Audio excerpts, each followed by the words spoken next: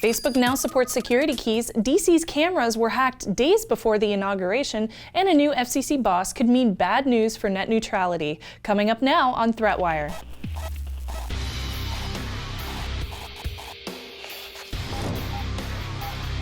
Greetings, I'm Shannon Morse, and this is ThreatWire for Tuesday, January 31st, 2017. Your summary of the threats to our security, privacy, and internet freedom. Patrons over at patreon.com/ThreatWire. The video RSS is now live. The link to our RSS feed, as well as the iTunes feed, are below in the show notes. Otherwise, you can also search for ThreatWire in your favorite podcasting app to find the show. Yay! So exciting. Thank you so much. Again, patrons, you made this possible.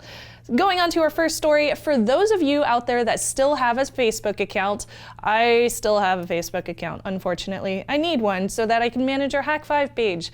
You can now add a U2F device to your login settings. So what does this mean? Well, U2F stands for Universal Second Factor, and it is a two-factor authentication standard made by the FIDO Alliance, makers of authentication protocols for companies. Lots of companies already employ U2F as an option for logins, including Google, Dropbox, GitHub, LastPass, etc., and now Facebook. U2F requires a physical key to be plugged into the device, whether that is your smartphone, your laptop, or your desktop, while you are logging into your account in the browser, and it works in Chrome as well as Firefox. Your browser authenticates the device as the one that's tied to your account, and it lets you log in. U2F devices are really cheap too. They're $10 to $18 USD, and they require very little setup to work. They also are less likely to be stolen than a smartphone because no thief is going to be looking for a little device as opposed to a smartphone. So a U2F device might be a better option than using your cell phone and an authenticator app like Authy or Google Authenticator to give you one-time 2FA codes to log in.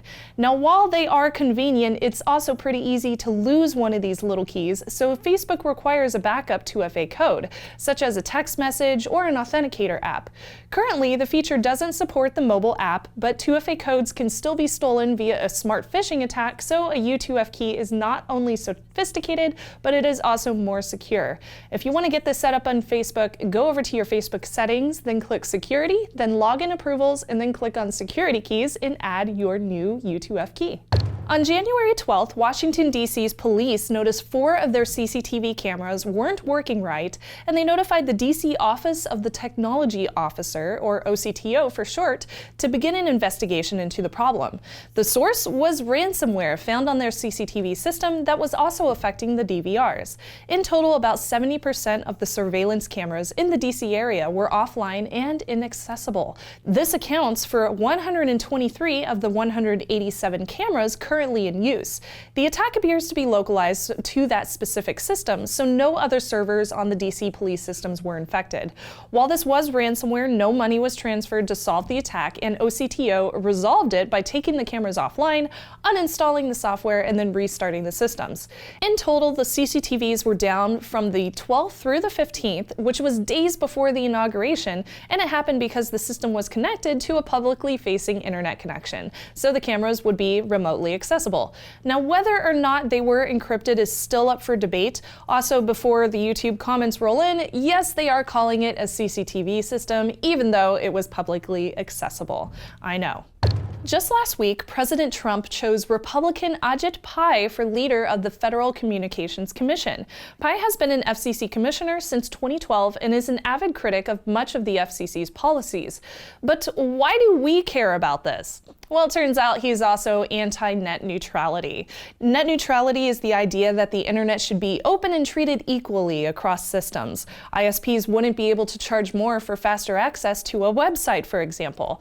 Net neutrality won in a 3-2 vote in the FCC in early 2015, meaning that the broadband internet service would have to be reclassified as a telecommunications service.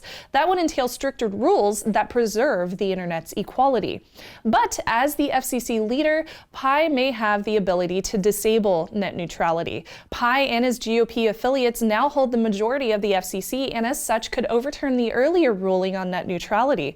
Pi has previously voted against similar initiatives in the FCC made to protect consumer rights, and while his term at the FCC allows him to serve through 2017, he can also be re-nominated for a new term and confirmed by the Senate. Those past votes include Pi opposing increased competitions in set-top box markets, opposing high-speed internet rollout to low-income markets, opposing the FCC trying to fix high prison phone costs, and of course, net neutrality. Now, while no rulings have begun under Pi's watchful eye having to do with net neutrality yet, given his close ties with cable companies, his previous employment as a lawyer for Verizon, and his recent speech where Pi stated, quote, "We need to fire up the weed whacker and remove those rules that are holding back investment, innovation, and job creation," which so far has not been proven as actual fact, we can expect to see some major changes happening this year at the FCC. Thank you again for being patrons of ThreatWire. You can contribute over at patreon.com/ThreatWire to get your name on threatwire.net, as well as your own fur baby in the show at the Hush Puppy perk level, like these adorable ones. They're so cute. I have just added a bunch of new perks and goals, so check them out and let me know what you think. Of course, if you cannot contribute, that's totally cool too. You can give the show a thumbs up. You can subscribe on youtube.com/hack5, which we just hit 300,000 subscribers. That's huge. Thank you so much for subscribing, everybody. And you can also follow us on your favorite podcast app, so you can download the show now.